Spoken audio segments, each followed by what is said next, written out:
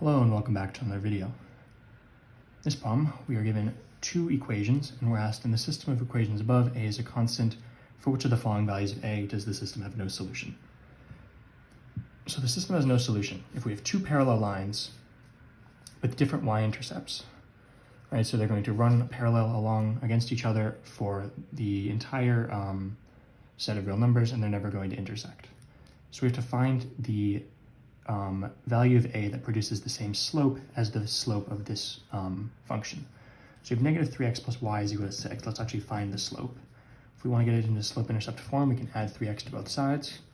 These will cancel, and we get y is equal to 3x plus 6. So in this case, we have y is equal to mx plus b, so 3 is the slope. So we're looking for the value of a that gives this equation a slope of 3 as well.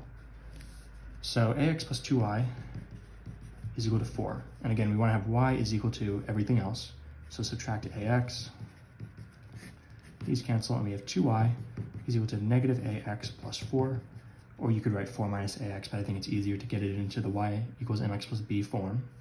If we divide both sides by 2, then these 2's cancel. We get y is equal to negative a divided by 2, x plus 4 divided by 2, which is 2. So in this case, the slope is negative a over 2, which we want to be equal to 3. For them to be parallel. So first we multiply both sides by negative 1.